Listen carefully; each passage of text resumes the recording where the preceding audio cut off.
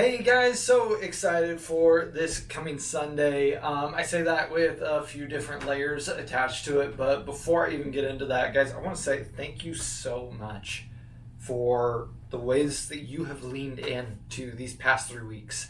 The ways that you've leaned into this series as it has been terribly awkward at times, and how at other times it's just felt really, really great. I so appreciate you stepping into these conversations with these kids and walking alongside them and just being another person that you can say, if you need to talk about this later, I can be that for you. I think that's so amazing, and I know that this is making a huge impact on these kids, so thank you. Now, this week we are going to be taking our final step into it, and this is probably going to be our biggest step, as we are going to be talking about sex outside of the confines of marriage. Now, I won't be here this Sunday. We'll talk about all the logistics of that in just a second, but I've recorded the sermon. And this week we are going to it's just one sermon. It's going to be the exact same thing that gets played for middle school and high school. So we'll still run the night like we typically do. And we're talking pretty exclusively to one crowd in this message. But I think that that's going to be really good and foundational for our other crowd. We are primarily talking to high schoolers who have already gone too far, who are already living a life with some sexual regrets or things that they're just not proud of. And what we're going to be doing is we're going to be getting into this idea of what's sexual purity versus integrity, and we're really keying in on the idea and the focus that when we have sexual sins, they seem to carry consequences that others don't. And that those consequences aren't God's punishment to us. It's just the way that this all plays out. And that even when we don't meet that standard, when we have sex before we're married, or we do something that we're embarrassed of sexually, then God's grace is so big. It's so infinite. So that's really what we're going to be keying into, is that God's grace is so big, and that his calling, his standard for us is also quite high. And we're going to be holding that tension throughout the evening. And that's what my hope is, that you can be walking through this with your students, with your small group. And I want you to kind of play devil's advocate on both sides of this.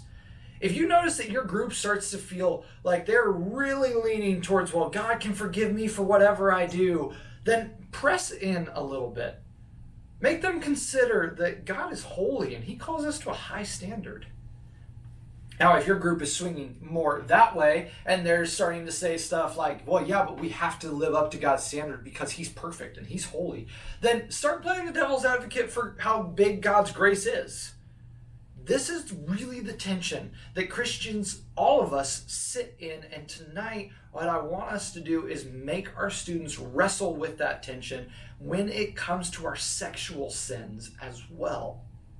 And I think that this can be really good. I think that this can be really, really great to find that balance of grace and truth, of forgiveness and holiness, and find that tension in the middle. I think that's where wisdom really, really grows.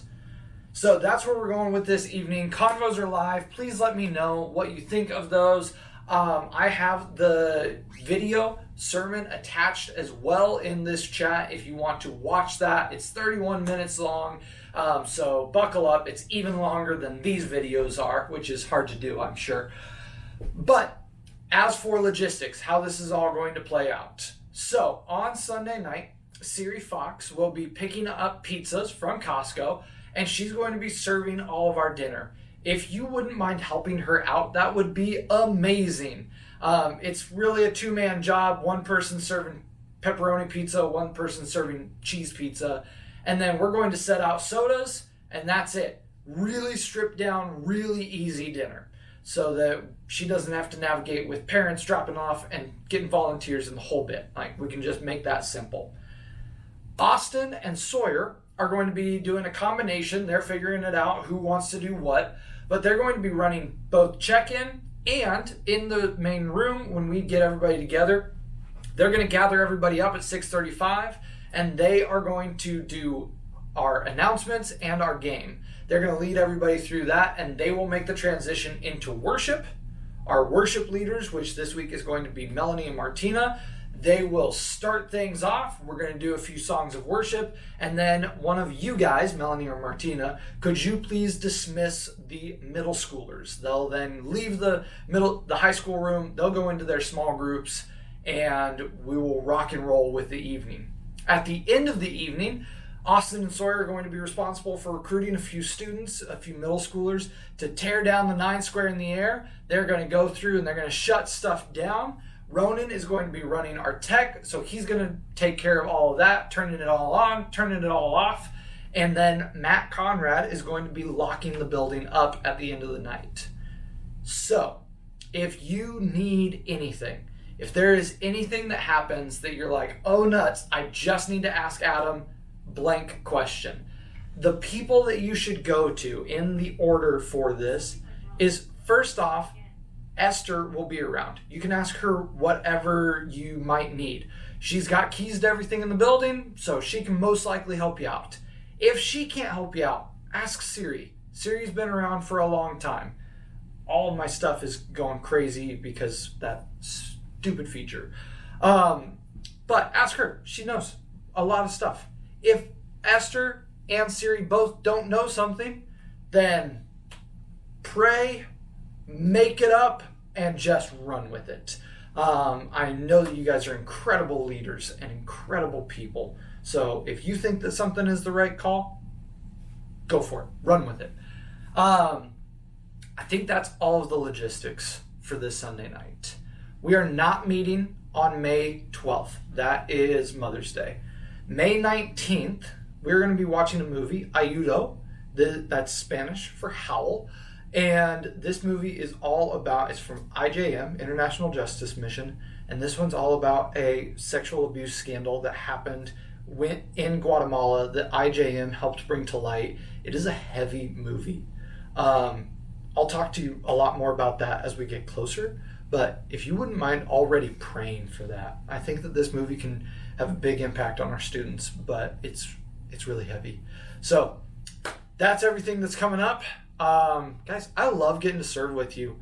The reason why I'm gone is I'll be in England with a few of our other staff members, and we're going to the Alpha Conference in England. And genuinely, guys, I know I'm going to have a blast at England. I know it'll be fun. I know I'm going to miss you guys on Sunday. I love getting to hang out with you guys. I love getting to hang out with our students. Our student ministry is it's so exciting. There's so much life happening and there's so much growth happening. We have kids that are wanting to get baptized. It's working. It's happening. And I'm so excited every Sunday to be there. And I'm bummed I'm going to miss it while you guys are doing the thing. So I hope that it's amazing. I'm going to be praying for you like crazy. And if there's anything that you need, please text me really early in the morning here or really late at night here, because I'm an 8-hour difference and I don't want to have you waiting on a text because you texted me at 1 a.m. London time. So I love you guys, but I cannot wait to hear all about how this Sunday goes.